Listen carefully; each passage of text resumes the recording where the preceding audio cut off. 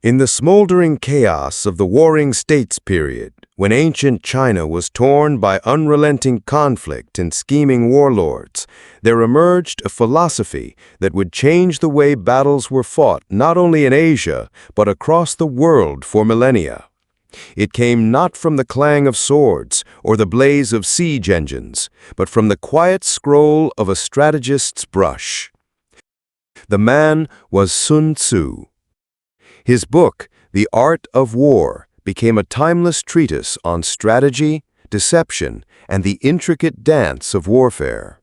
But what was war really like in Sun Tzu's era? And how did his teachings echo through the real battles, alliances, betrayals, and bloodshed of ancient China? The Eastern Zhou dynasty, particularly the latter half known as the Warring States period, 475 to 221 BCE, was a crucible of conflict.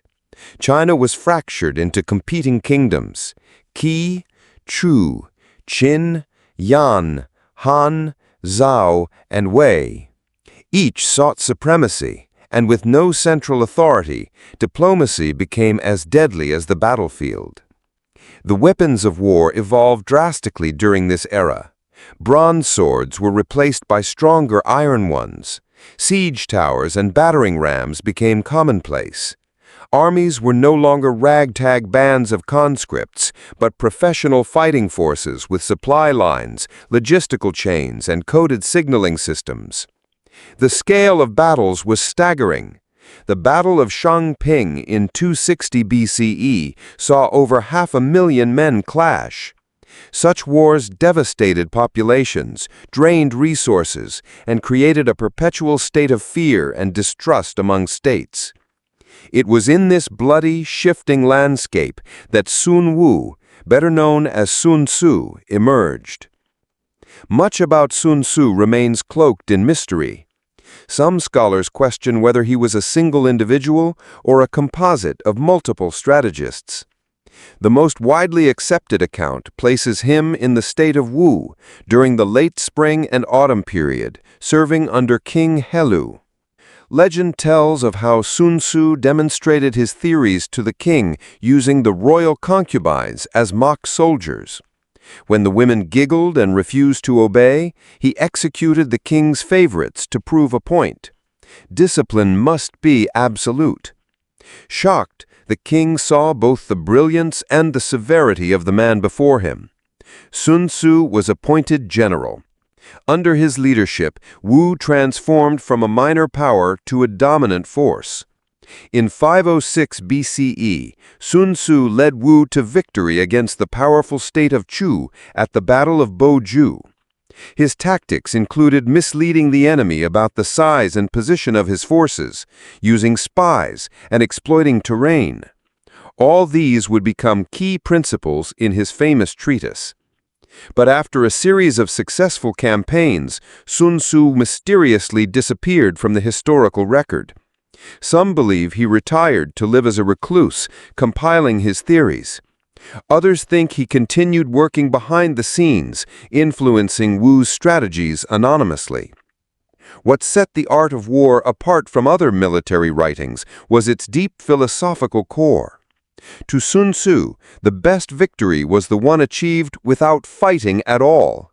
To subdue the enemy without fighting is the acme of skill, he wrote.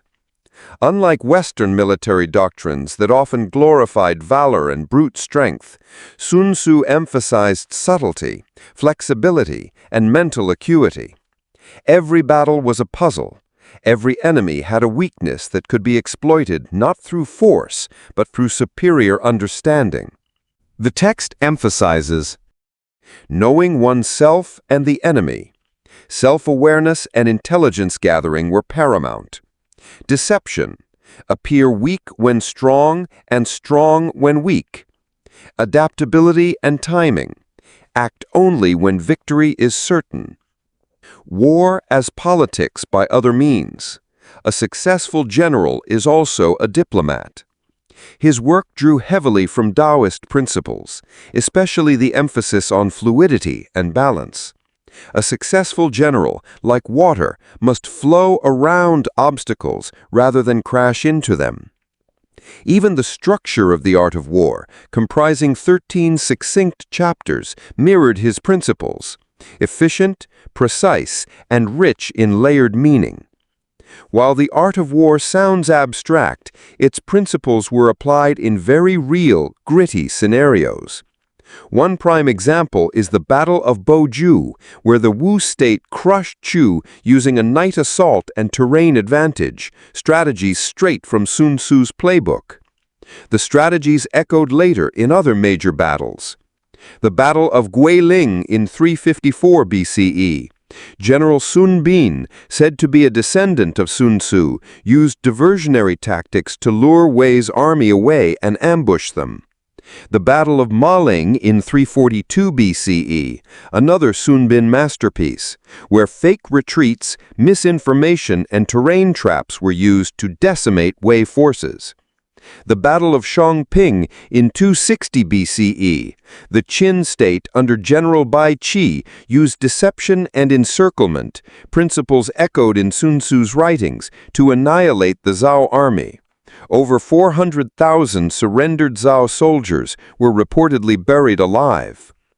Sun Tzu's influence also permeated politics.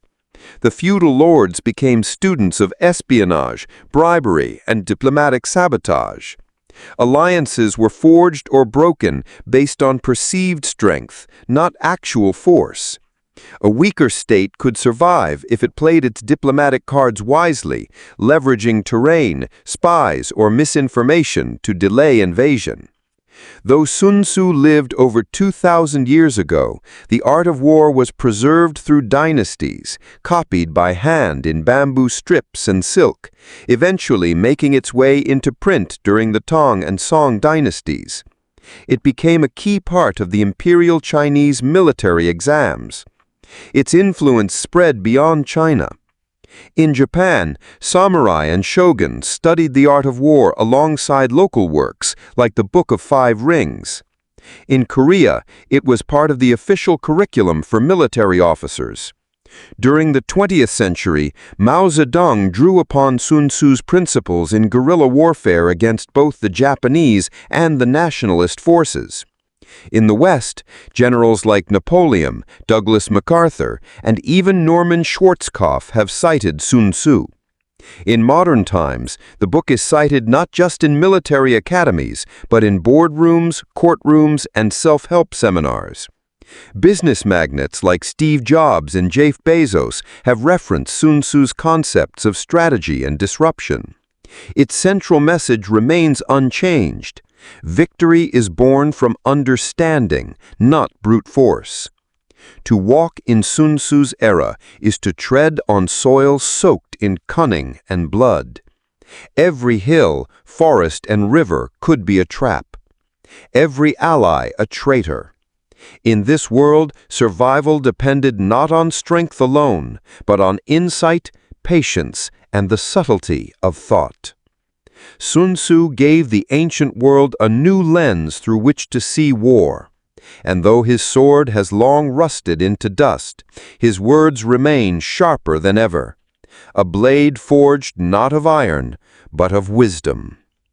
In the end, the art of war is not merely a book on war, but a guide to mastering conflict of all kinds without ever raising a weapon.